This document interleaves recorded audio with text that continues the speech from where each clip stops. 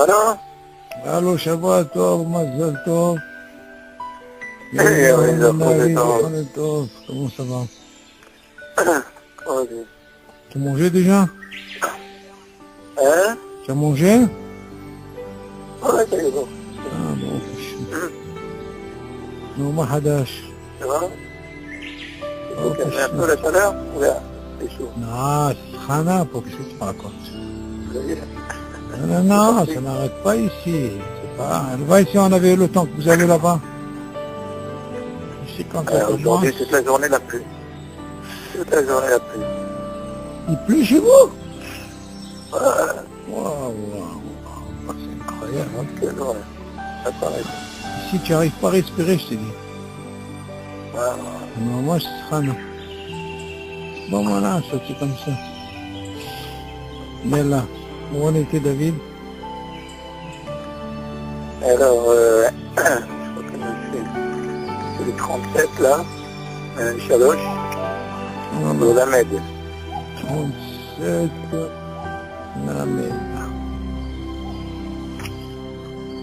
אוקיי. יאללה, עלינו שמעת, יהודה בן זוהרה, נשיא בן מת, יצחק בן אסתר, עובדי יוסף בן גורשיים, הרב יורם בבאר שבע, חיבת שרה,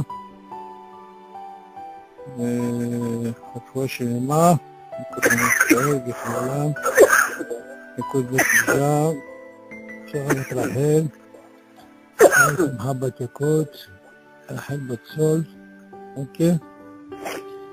Est-ce qu'il y a des questions, David? Non, ça va. Baruch Hashem. S'il n'y a pas de questions, ça veut dire on mange bien. Ok. Baruch Hashem. Alors. מי שאכל, c'est ça? Ouais. bon. מי שאכל עוגה שיעור כזית ואכל פרי משבעת המינים יותר מ-18 גרם רשאי להוסיף בברכת על המחיה ועל פרי העץ. ובחתימה יאמר ברוך אתה השם על הארץ ועל המחיה ועל פירותיה, אבל בפחות מ-18 גרם אין לו לכלול על העץ ועל פרי העץ בברכת על המחיה. אוקיי. Ce din David, on avait déjà évoqué ce din, mais pour mieux faire Hazara. Beaucoup ne savent pas ce din. Mais bon, à vrai dire, c'est pas une chouva, mais on peut le faire.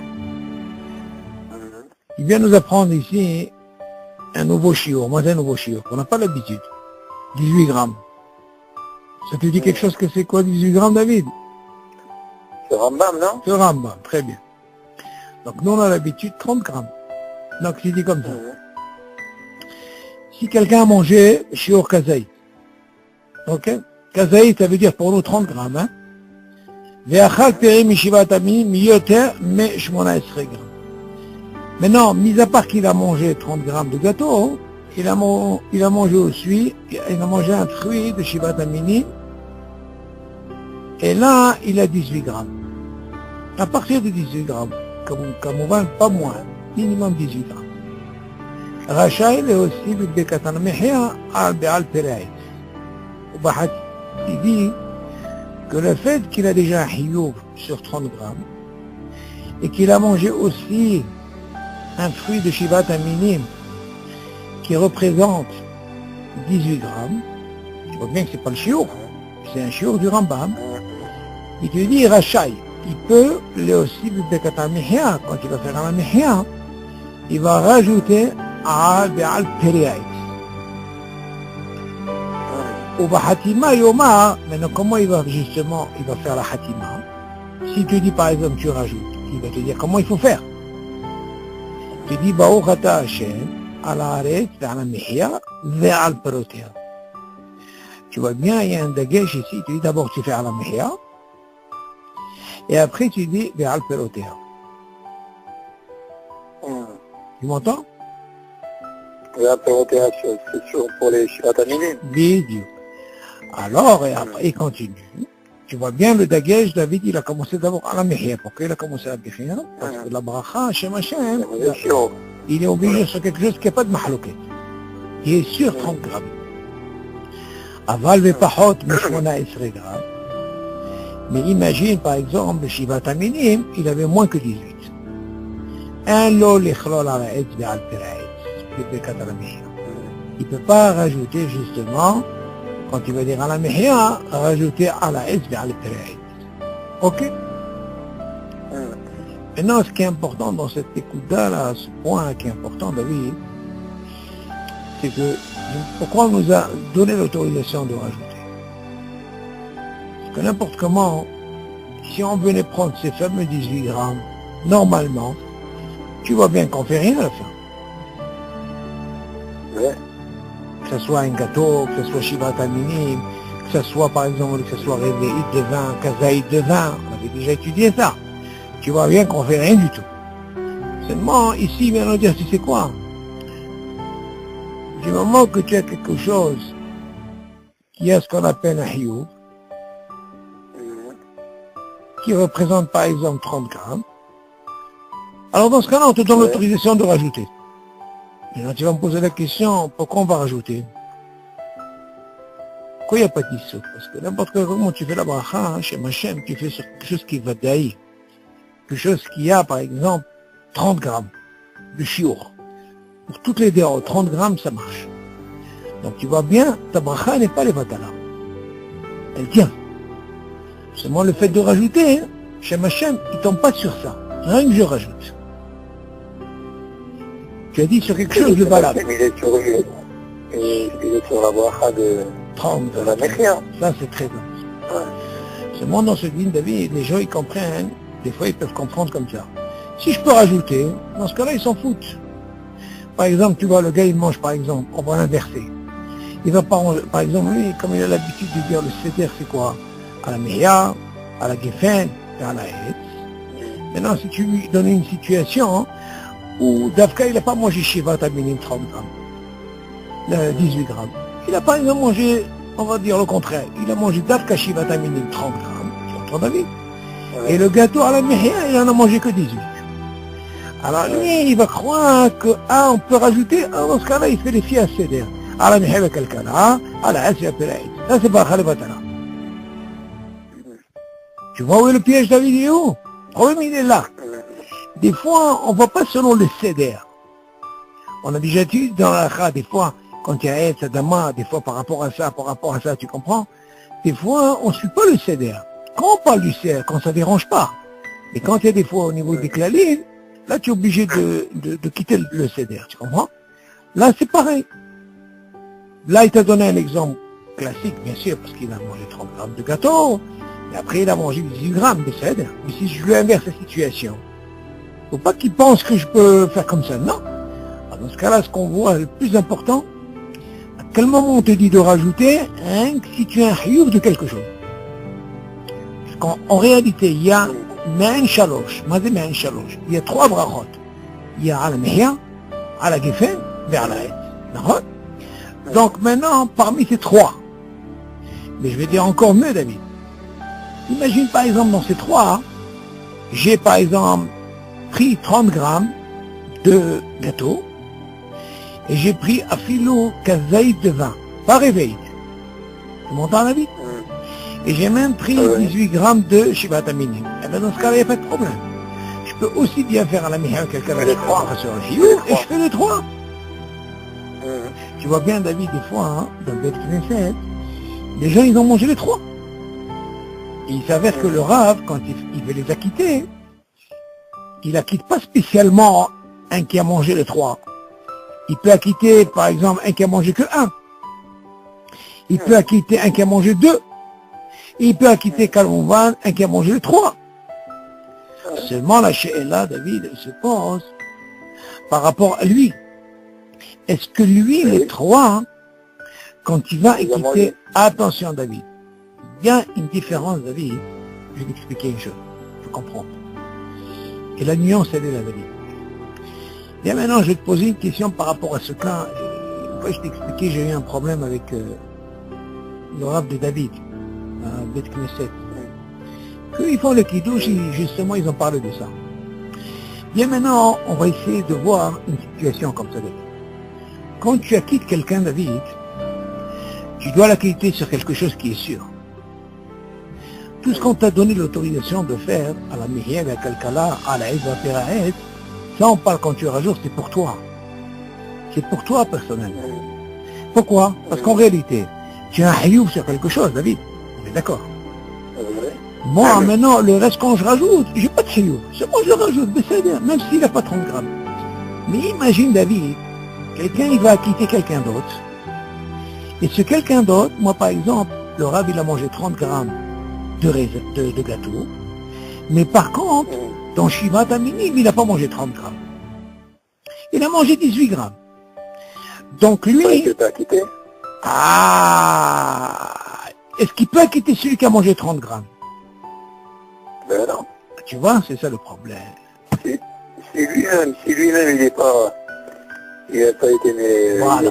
Si on lui a donné lui l'autorisation pour lui, parce que n'importe comment il a fait pour le hiyur, on lui a donné l'autorisation de rajouter. Mais seulement pour acquitter quelqu'un de David, quelqu'un d'autre, qu'est-ce qu'il a besoin de à la mihia? Le gars, il n'a pas mangé à la mihia, il a mangé qu'il a mangé la vie, il a mangé Shiva Taminim. Comment lui peut m'acquitter? Tu vois la différence, elle est où, David? Et ça, ce point-là, pourquoi j'ai dit ça? Parce que moi, j'ai dit, David, comment il vous a quitté par rapport aux olives? Il a dit que, après il m'a parlé de nefar ou pas nefar, mais c'est pas pachou, parce qu'aujourd'hui, on ne va pas selon le nefar. On va selon le mishkal. C'est quoi un nefar? C'est le volume? Le volume, oui. C'est très compliqué le nefar, David. C'est une étude très complexe. Très. Aujourd'hui, on n'est pas battu sur ça. À vous dire, c'est pas la vachanam, mais c'est tellement battu sur ça pour leur montrer que... Parce que même le Rambam Be'atzmo, il avait même donné un shiur sur le mishkal. Et aujourd'hui, on n'est pas là, les gens ne sont pas... Problème idéal, David, dans le nefar. Si tu étudies ce truc, mais à l'occasion, pourquoi pas, on va étudier ce nefar, c'est bien d'avoir une notion. Mais tu verras que c'est très compliqué. Pourquoi? Parce que si tu n'es pas baki, tu peux tomber dans le piège. Pourquoi? Parce que dans le nefar, David, il y a ce qu'on appelle ce volume, il est problématique. Comment? Quand on parle de nefar, le nefar, il représente le kazaït, une boîte d'allumettes. Tu vois la boîte d'allumettes, David? Oui. Un tout petit peu plus que ça. Ça veut dire que chaque chose que tu dois prendre, tu dois l'écraser et le mettre dans cette petite boîte d'allumettes. Et quand tu mets ce manger-là, dans cette petite boîte, un tout petit peu plus, hein, ça représente le kazaït. C'est ça le kazaït du nefar. Maintenant, selon ça, David, comment ça se passe au niveau d'un volume? Il y a un gâteau, des fois, hein, il y a ce qu'on appelle, tu vois, ça fait comme c'est ronflé, mais seulement à l'intérieur, c'est du vide. Ouais. Ce vide-là, c'est problématique. Donc, tu vois bien qu'il faut toujours écraser la chose et le rendre prêt pour que ça soit net au nefar. Mais s'il n'a pas cette mesure, c'est une bracha levatala. Il faut faire attention. Il faut être baki. C'est pas chou, chaque chose, il faut écraser. C'est pas facile. Et tu vois, des fois, il y a une très grande différence dans le shiur par rapport à la bracha rona. Donc c'est un cas très, il n'est pas facile, le nefar. Donc on revient sur notre cas, David. C'est que acquitter les autres, il faut qu'ils soient sûrs d'avoir mangé le shiur de chaque chose. Et là, dans ce cas, il n'y a pas de problème. Il y a 10 chômeurs qui en est. Faut pas mélanger quand quelqu'un, il acquitte pour lui, on lui a dit de rajouter des sévères. Mais quand il veut acquitter les autres, il est obligé de manger... Tu vas acquitter lui-même. Exactement. Et attention, il ne doit pas penser qu'à un, il doit penser 3, parce que sinon le Rav il leur dit comme ça. Moi j'acquitte seulement ceux qui ont mangé, par exemple, kazaïd de quoi? De gâteau. Je peux leur dire, moi j'acquitte pas les autres. Donc ils vont comprendre. Mais si par exemple le Rav dit, moi j'acquitte ceux-là et ceux-là et ceux-là, les 3, ça veut dire qu'il a mangé la maison. Alors encore une fois, de là on apprend que quoi? Pour toi... C'est l'histoire de Shiva Taminim. Moins que 18 grammes. Oui. Parce que si par exemple il a bu un peu de vin, moins que de chiro.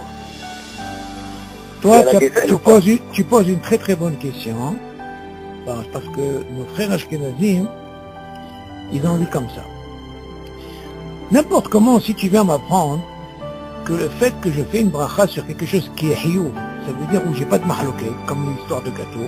Chez eux, ouais. Quel est le problème si je bois moins que réveillite ou moins que 18 grammes? N'importe comment je rajoute, ça c'est leur, comment on appelle ça, c'est leur position. Mais seulement Maran, il tranche, il dit non.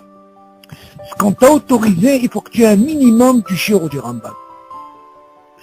Si tu rentres dans le shiur du Rambam, là je t'autorise de le rajouter, même si tu fais pas chez Malchut.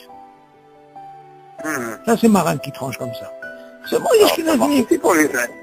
Pour C'est pour le Geffen, ça marche aussi. Oui, alors pour le Geffen, c'est pour ça que je t'ai dit au départ, même si quelqu'un il a bu kazaït, pas réveillite, qui ne représente pas beaucoup, il peut rajouter même le vin. Bien sûr, maintenant si lui, s'il a bu réveillite, il n'y a pas de problème. Dans le cas où je t'ai dit, il a déjà un truc de hiyou, qui est 30 grammes, sûr, que ce soit aussi bien réveillite de vin, que ce soit shivat aminim. Prends en considération que shivat aminim, on peut dire que ça reste comme on avait dit David. Si par exemple j'arrive à avoir 15 ou 10, c'est 3, et je représente shiur, donc dans ce cas-là je peux faire chez mon Malchut sans problème. Ok, ou alors 30 grammes de gâteau, et dans ce cas-là, il n'y a pas de problème. Du moment que j'ai un hiyou, c'est là par lui que je dois commencer chez ma chez. Même ça fait. Alors, je vais terminer. Oui, ou j'y vais terminer ou le gâteau, comment? C'est pas un problème. Mais là, imagine, David, si tu as les deux cas, tu as mangé Shivata Minim, le kazaï, et tu as mangé le gâteau Shivata Minim, c'est sûr que tu vas commencer selon le CDR.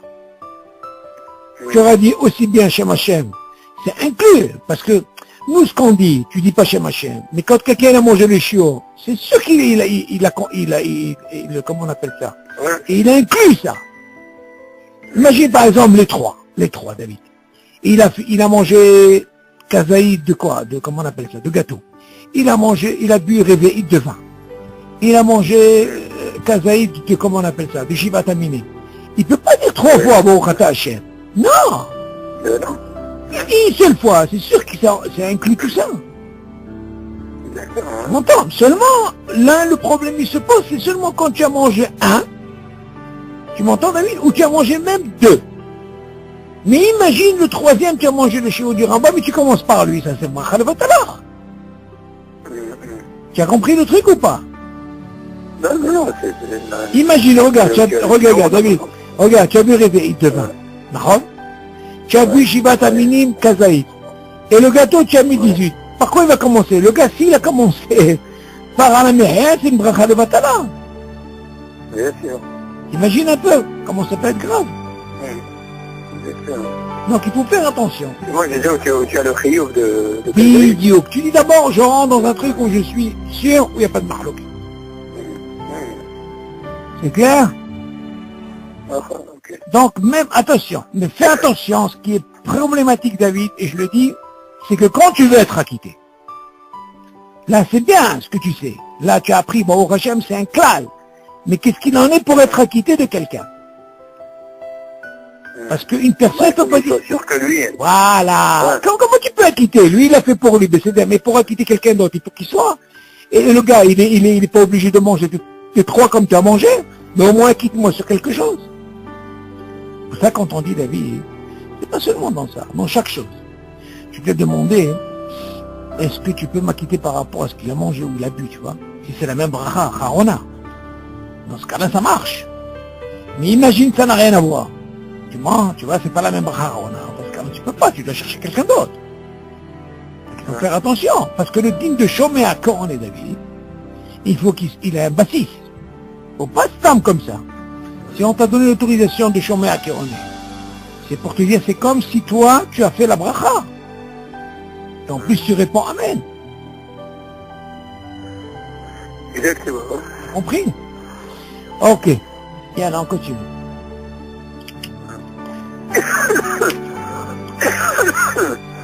Alors, האוכל עוגה שיש בה קרם, או אגוזי וכדומה, ואין בשיעור הקמח לבדו שיעור של כזית. אין לו לברך על זה ברכה אחרונה. מספק ברכות להקל. Voilà encore un truc David très important. Comment c'est très fort la Hazara. Il faut faire attention David que chaque fois quand tu manges maisonnote, dans la halakha dans maisonnote, il y a deux cas.